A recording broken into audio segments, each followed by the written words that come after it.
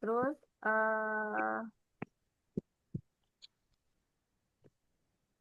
Teh Irma, Teh Dewi, mangga Teh Dewi dibantu. Iya, iya. Aduh. Berbagai gaya pengutipan yang umum digunakan dalam karya ilmiah. Gaya pengutipan adalah cara yang digunakan untuk mencantumkan sumber informasi dalam karya tulis. Penggunaan gaya yang tepat penting untuk menghargai karya orang lain dan menjaga kredibilitas. Contoh gaya apa dalam pengutipan? Dalam gaya apa pengutipan dalam teks biasanya mencantumkan nama penulis dan tahun terbit, misalnya Smith 2020. Selengkapnya dapat dilihat dari sumber tersebut. Nah, oke. Kalian tidak asing dengan yang namanya bagaimana cara menulis daftar pustaka ya. Sama Bu ini sudah dijelaskan sebelumnya ya. Ada berbagai macam gaya penulisan daftar pustaka dan salah satunya adalah gaya penulisan apa. Ya, biasanya di karya tulis ilmiah di dunia kesehatan itu kalian menggunakan teknik penggunaan penulisan kutipan atau daftar pustaka itu penggunaan yaitu apa ya. Apa sih gaya pengutipan? Yaitu cara yang digunakan untuk mencantumkan informasi seperti apa yang tadi nih Summit 2020. Bu, kutipannya itu ditulisnya di mana gitu. Kutipan itu ditulis sesuai yang kalian butuhkan. Baik itu untuk menunjang informasi definisi yang tadi misalkan di bab 2 ada definisi tentang apa itu bidan ya, kutip di sana ngambil dari mana? Misalkan dari Undang-Undang Kebidanan tahun sekian. Tutup dalam kurung seperti itu. Kemudian selanjutnya adalah apa sih yang gaya gaya pengutipan apa yang biasanya digunakan di karya tulis ilmiah khususnya kesehatan biasa menggunakan apa itu sendiri ya dengan cara ini nih yang cara eh, apa penulisan di balik kutipan itu sendiri itu ada tulisan seperti ini identitasnya ya identitasnya seperti ini dan nanti penulisan eh, di dasar pustaka itu sama seperti itu ya seperti yang nanti kita jelaskan ada di layar seperti ini. Kemudian penting memilih gaya kutipan itu yang tepat itu berdampaknya apa nih ya penting bagi kalian menggunakan gaya kutipan menggunakan misalkan apa dampak gaya kutipan terhadap karya ilmiah itu biasanya pemilihan gaya kutipan itu berdampak pada kejelasan atau profesionalisme karya tulis ilmiah kalian. Jadi dapat seragam ya. Biasanya setiap setiap penulisan karya tulis ilmiah di universitas atau di bagian fakultas itu berbeda-beda. Ya, ada yang menggunakan apa, ada yang menggunakan not dan lain sebagainya. Ya. Lalu untuk menghindari plagiatismenya itu seperti apa agar dengan gaya yang tepat itu bagaimana dan konsistensi dalam penggunaan gaya pengutipan. Ya, Bu, apa sih sebenarnya kutipan itu sendiri ini dia? Ya, misalkan kita ambil contoh pengutipan menggunakan gaya apa pada daftar pustaka. Ya, di sini format dasar pengutipan apa itu sendiri ya. Format dasar yang pengutipan apa itu harus ada nama penulisnya. Nama penulisnya siapa? Ini untuk ditulis di daftar pustaka ya. Nama penulisnya seperti apa? Terus tahun terbitnya biasa nama penulis misalkan Irma Rosdiana, koma tahun 2020, koma judulnya apa misalkan tentang perdarahan postpartum, koma dapatnya di mana nih di user mana ya di internetnya itu alamat untuk bisa mengaksesnya di mana dan contohnya seperti ini Summit, koma titik C ini namanya tahun 2020 judulnya apa alamat untuk mengaksesnya itu apa HTTP misalnya, HTTP garis miring bla bla bla bla bla bla bla. Ya, itu kalau mengkutip di internet misalkan di user ya. Lalu kemudian bagaimana Bu kalau saya mendapatkan pengutipan dari jurnal? Nah, ini dia contohnya pengutipan artikel jurnal itu contohnya seperti ini. Misalkan Andreson titik dalam kurung 2019 dampak teknologi pendidikan titik final pendidikan ini volumenya keberapa ya halamannya biasanya halamannya 4 misalkan dari halaman berapa sampai halaman berapa kemudian dapat diaksesnya itu di mana misalkan HTTP bla bla bla bla bla. Nah ini ya penulisan kutipan atau kutipan yang telah kalian ambil di bab berapa untuk menulis di daftar pustakanya nulisnya seperti ini.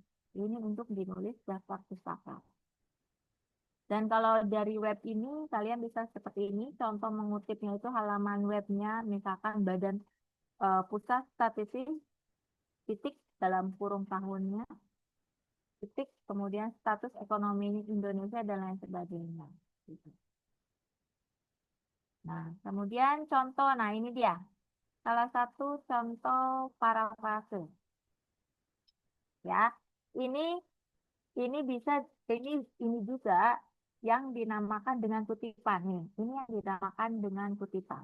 Misal, ya, kalian menulis teks asli. Ini teks asli itu adalah teks yang mengambil langsung dari tulisan itu sendiri ya. Dari tulisan yang sudah ada misalkan di jurnal. Nulisnya kayak gini nih ya. Ini namanya kutipan.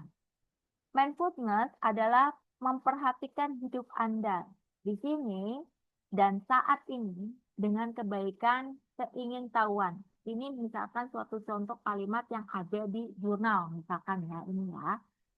Kalian ambil nih kata-katanya. Ini yang dinamakan dengan kutipan. Akan tetapi kutipan juga harus kalian permak supaya kalian tidak dianggap sebagai plagiarism, yaitu mengakses atau mengcopy paste kalimat orang lain ke dalam karya tulis kalian gitu. Cara memparafrasenya seperti apa? Seperti ini. Ya, kalian nanti akan belajar bagaimana cara melakukan parafrase ya, melakukan parafrase itu kalian harus membuka toolsnya di Google, tulis aja ketik parafrase online. Kalian klik di sana parafrasenya, nanti ada aplikasinya biasanya ada ya yang gratis, ada yang berbayar.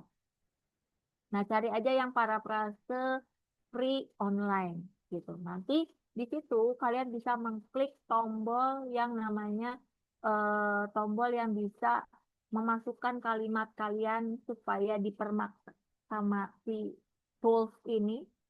Dari kalimat ini nih, dari teks asli ini nanti dia akan keluar nih. Akan keluar dari teks setelan di parafrase ini yang mengubah kalimat tapi tidak mengurangi esensitasnya atau tidak mengurangi makna yang dimaksud ya.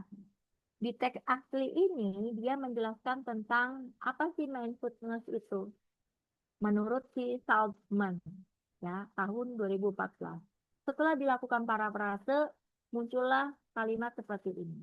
Menurut pemikiran Altman tahun 2014 dapat disimpulkan bahwa mindfulness adalah ketika seorang individu mengamati kehidupan dengan penuh kebaikan dan rasa ingin tahu pada saat ini dan di tempat ini.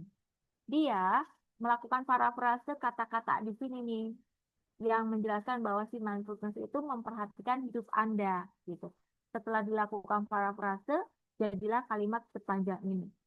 Gitu. Nah, setelah dilakukan nanti, setelah kalimat yang sudah diparafrase ini, biasanya kalau sudah dimasukkan ke aplikasi untuk plagiarism itu, dia itu nilainya itu akan sangat minim, berapa persen, 20, bisa 10 sampai 20% gitu ya. Oke, terima kasih. Sudah cukup. Eh, bisa dipahami? Saya akan membuka contoh contoh dari karya tulis ilmiah, ya. Bagaimana sih yang dimaksud dengan kutipan itu sendiri? Sebentar ya, biar lebih jelas lagi.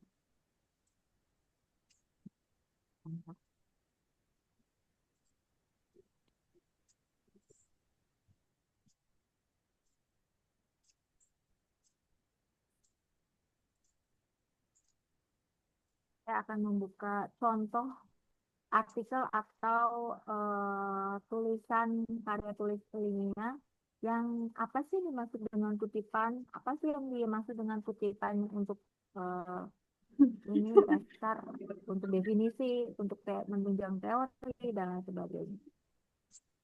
Ibu, mohon maaf, suaranya kecil. Oh, suaranya kecil. Ya, Kalau sekarang? gede Ibu. Oke, sebentar ya.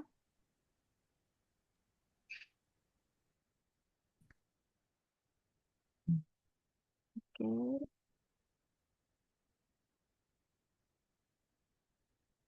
ya. Kita akan coba melihat apa sih yang dimaksud dengan kutipan, apa sih yang dimaksud ini.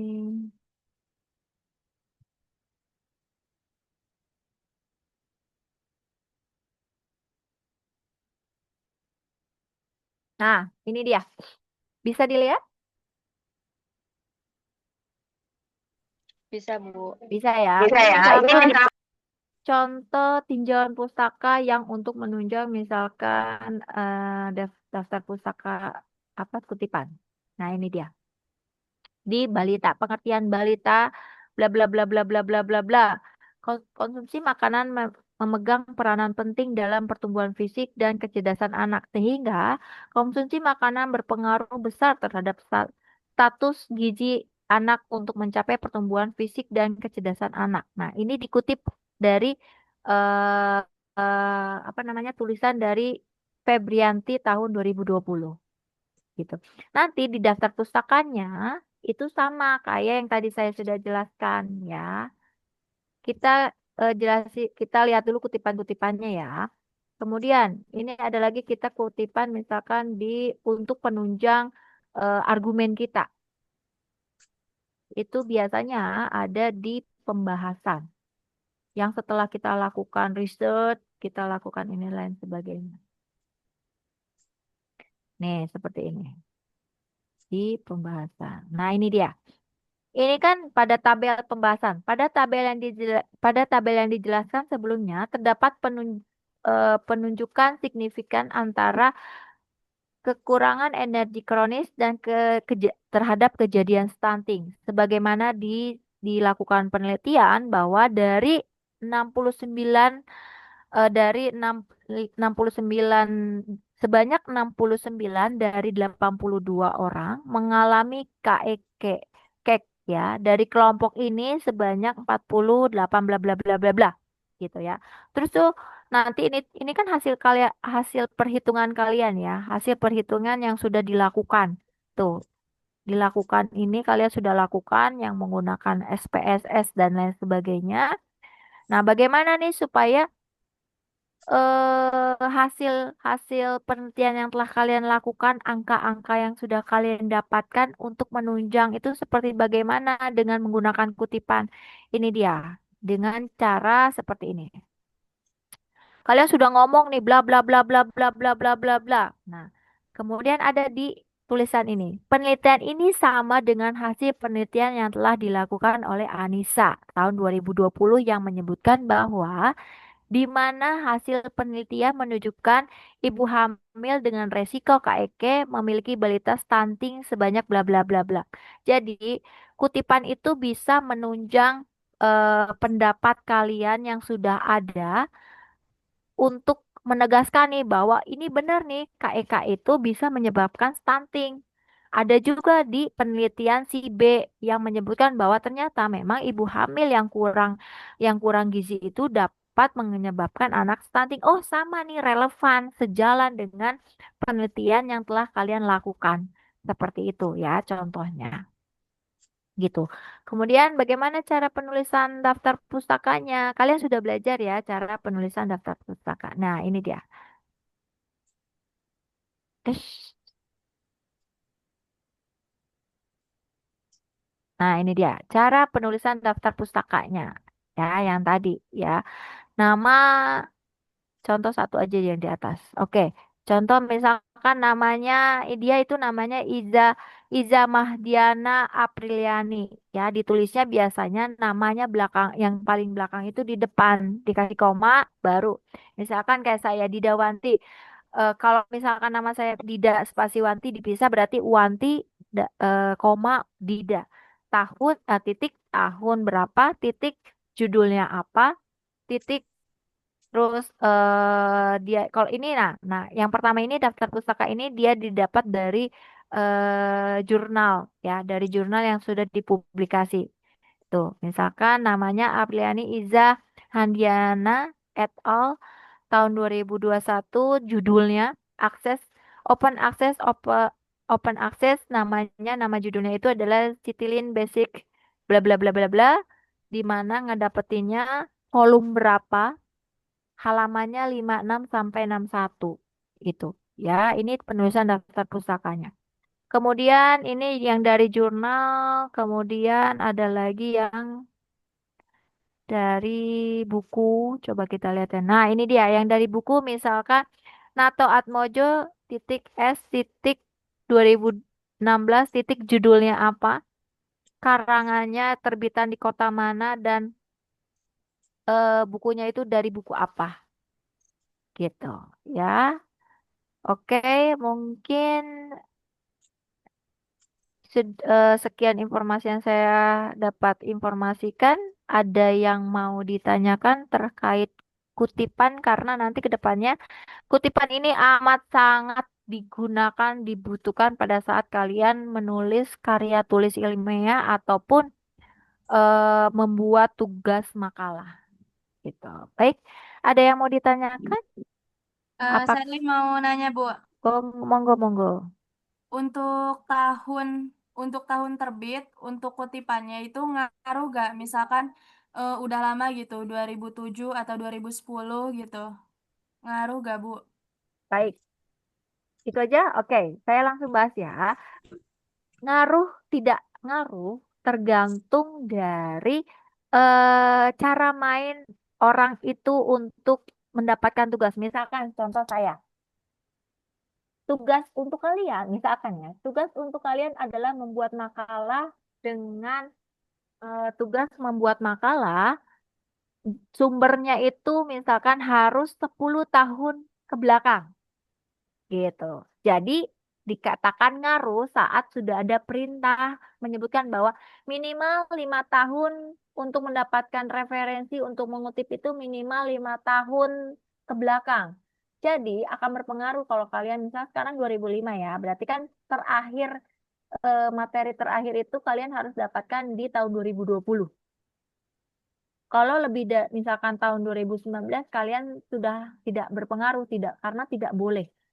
Karena perintah saya misalkan tugas harus dilakukan tugas itu harus dikerjakan dengan daftar pustaka minimal maksimal 5 tahun ke belakang. 5 tahun ke belakang kan berarti 2020, 20, 21, 22, 23, 24, 25 misalkan. Gitu ya. Shirley, bisa dipahami, Seth? Bisa, Ibu. Terima kasih. Oke, ada lagi yang mau ditanyakan? Saya harap harus paham ya, karena nanti ke depannya kalian akan menulis karya tulis ilmiah ini. Mungkin begini Bu, saya masih nggak mudeng nih Bu, tolong dibantu lagi dong, boleh? Saya akan menjelaskan lebih signifikan lagi. Oh, saya mau nanya boleh? Boleh, Teh Safia. Ya, kan jadi kan kadang tuh ada aja kan kayak buku tuh yang misalnya tuh dia keluarnya tuh tahun 2003 gitu misalnya kan. Tapi tiba-tiba tuh ada kayak cetakan terbarunya gitu misalnya 2007 gitu. Nah, itu jadinya kita nulisnya yang apa di daftar itunya tuh tahun pas waktu dia cetak awal atau cetakan terbaru gitu. Oke, itu cetakan terbaru. Misalkan ada kan ya, si buku itu tuh bagus, dicetak ulang. Nah, pencetakan itu adalah perevisian semakin ke sini itu semakin direvisi, semakin yang nggak bagus dibagus-bagusin.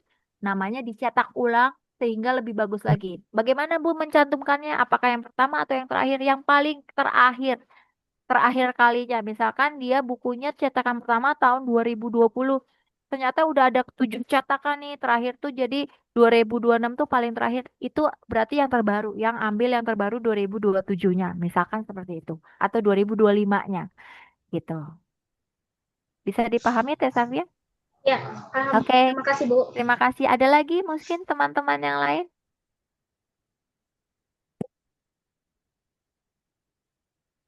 Sudah paham semua terkait kutipan?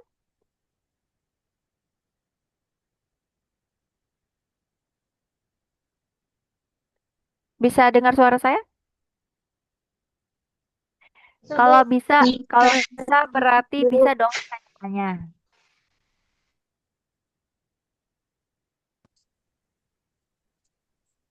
Ibu, maaf suaranya putus-putus. Oke, sekarang putus-putus. Tes, tes. Terdengar suara saya? Tes. Terdengar Juga. Ibu. Dengar, Bu. Oh, sinyalnya ya, sinyalnya Dan yang Ibu. hilir mudik. Oke, paham untuk materi pada kali ini terkait dengan kutipan? Insya Allah paham, Bu. Oke, Paham, Ibu.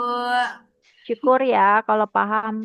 Mohon disampaikan apabila Bu, tolong bantu saya untuk mengevaluasi diri karena eh, saya juga kan manusia ya tidak luput dari menyampaikan materi. Misalkan Bu, Ibu materinya atau penyampaiannya terlalu cepat gitu. Karena kan tidak semua orang itu bisa menangkap materi yang saya sampaikan dengan teknik yang cepat. Misalkan, Bu, Ibu terlalu cepat, bisa dikurangkan, tolong disampaikan ya, agar ilmunya dapat bermanfaat untuk kalian gitu.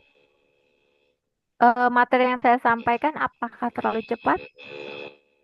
Enggak, Ibu. Biasa Kak aja. Enggak ya, Ibu. Ya, Ibu, mudah dipahami. syukurlah kalau misalkan mudah dipahami. Oke, kita open dulu, kita absen kembali setelah materi ini. Yang belum open dibuka dulu. Baik, sepertinya banyak yang nggak hadir ya. Apa ini udah hadir semua sih? Banyak yang nggak hadir, Bu. Banyak yang nggak hadir, Bu. Cuman Kenapa ya? 24 Ibu ini. Iya ya, 24 tapi ini ada yang berdua-berdua kan ya? Ibu maaf tadi jaringan yang hilang. Oke, oke. Yuk, yuk kita open dulu kameranya. Maksudnya Oh, Sinta Hesti. Oke, yuk. Sayang banget ya nggak pada hadir. Sudah siap? Yuk kita foto dulu.